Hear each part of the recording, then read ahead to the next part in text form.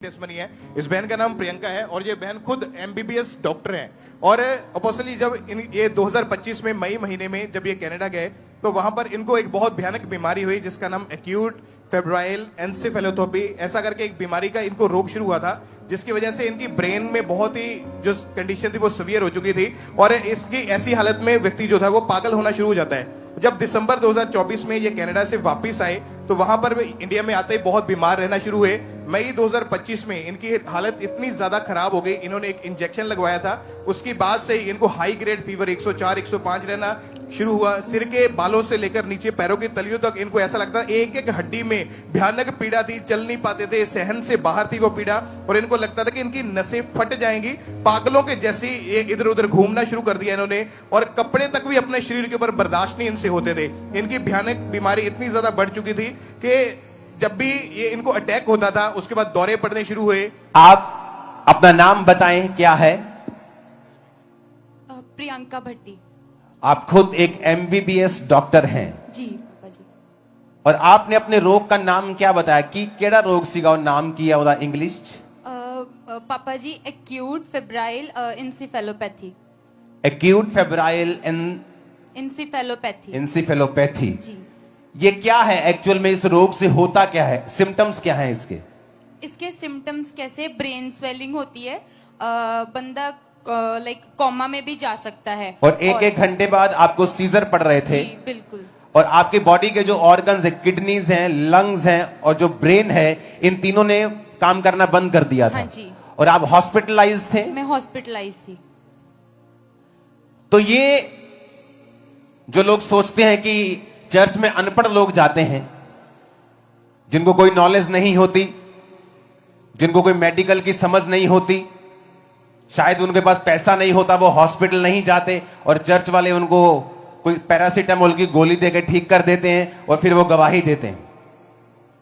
तो मैं ये बताना चाहता हूं, ये टेस्टिमनी जो हो रही है ये खुद एक एमबीबीएस डॉक्टर की हो रही है।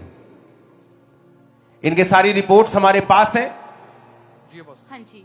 इनकी सारी रिपोर्ट्स डॉक्टर्स की, हॉस्पिटल्स की, यस पापा जी, एवरीथिंग रिकॉर्ड आपके पास है। यस। और जब सीजर पड़ते थे, जो ब्रेन डैमेज हुआ, जो किडनी काम नहीं करती थी, लंग्स काम नहीं करते थे, वो सारा कुछ डॉक्यूमेंटेड आपके पास है। हाँ जी पापा जी। लाखों रुपया आप डाइपर्स लगाते थे क्योंकि आपको पैरालाइज हो चुका था। हाँ जी। और डॉक्टर ने क्या कहा था कि आपके इंटरनल जो ऑर्गन डैमेज है, मेमोरी लॉस हो जाएगी, लंबे समय तक दवाइयां चलेंगी और पैरालाइज। हाँ जी, ऐसे बोला था उन्होंने। बोला था कि आपका जो राइट साइड थी वो पैरालाइज थी, पैरालाइज हो रहे, अटैक आ रहे थे और आप उठने, और आपको डाइपर लगा के। मुझे डाइपर कौन लगाता था डाइपर? मम्मा आपको लगाते थे। आपके मदर आपको डाइपर लगाते थे? Yes papa. जब आप डेथ बेड पे थी, आपने लिखा आपकी माताजी बहुत रोती थी। हाँ जी पापा जी। लेकिन आपकी मम्मी एक बात बोलती थी कि मेरा धर्म बदल जाएगा। नहीं, मैं बोलती थी। आप बोलती थी? मैं बोलती। क्या बोलती थी बताओ। पापा जी, मैं 2023 से कनाडा गई।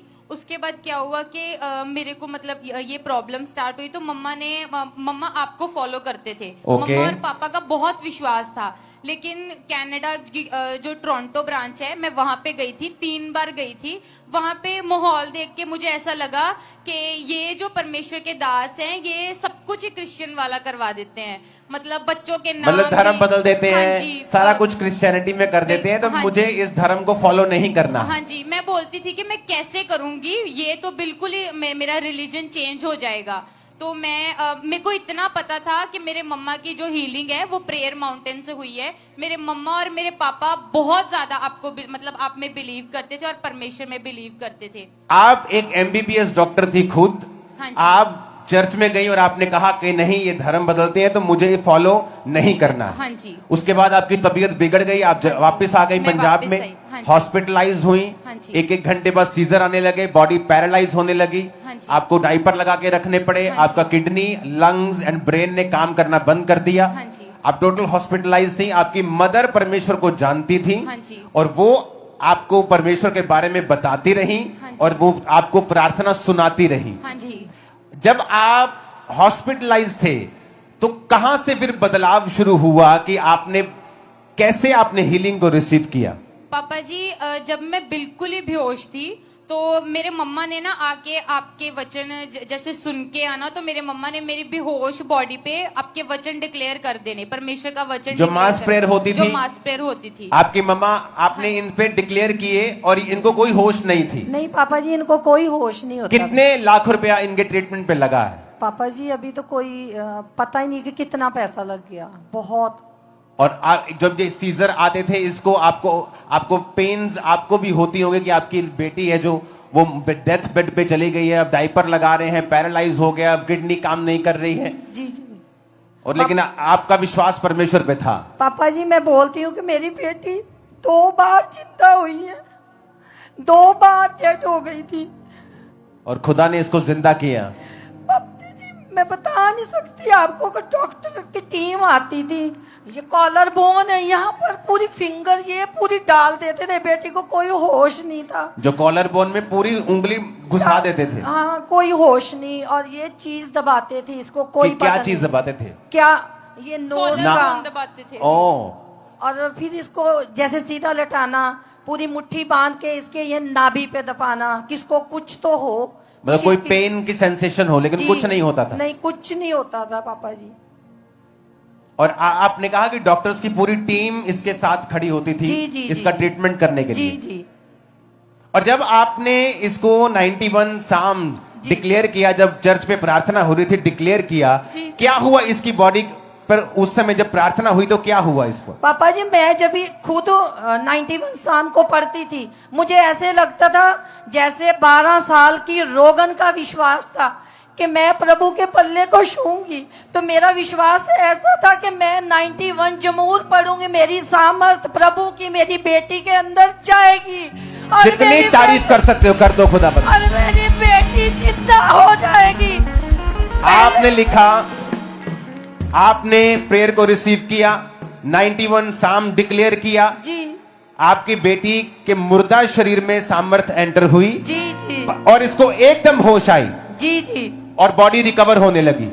जी। आपने लिखा डॉक्टर शॉक्ड थे। हाँ जी। क्यों शॉक थे वो? पापा जी डॉक्टर्स इसलिए शॉक थे, वो बोलते थे, वो ना जब मेरे को चेक करने आते थे तो वो अपने कलीग से बात करते थे, मैं बेहोश होती, मतलब सोई होती थी, तो उन्होंने आके बोलना कि इसका रूट कॉज नहीं हमें समझ में आता, नहीं आता। ये इतनी जल्दी रिकवर हो रही है, जो चीजें इसकी जा हीलिंग के रही- बाद उससे कहा कि मुझे हीलिंग के समझ नहीं आ रहा बाद- कि हाँ जी। रिकवर कैसे हो रही? रिकवर कैसे हो रही है, वो बार बार यही चीज बोलते थे। मैं उनको पूछती थी कि मेरे को घर भेज दो, मेरे को भी घर जाना है। उन्होंने मेरे को एक ही आंसर करना कि तू जिस कंडीशन में आ आई जाओ, ऊपर आ।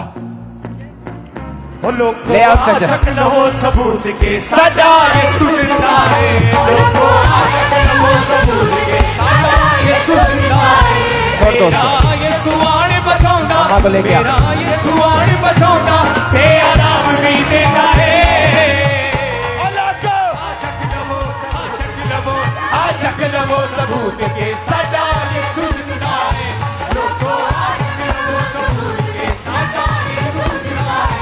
जोर से कहो हालेलुया। Hallelujah, hallelujah. आप कहाँ रहते, अपना एड्रेस बताओ।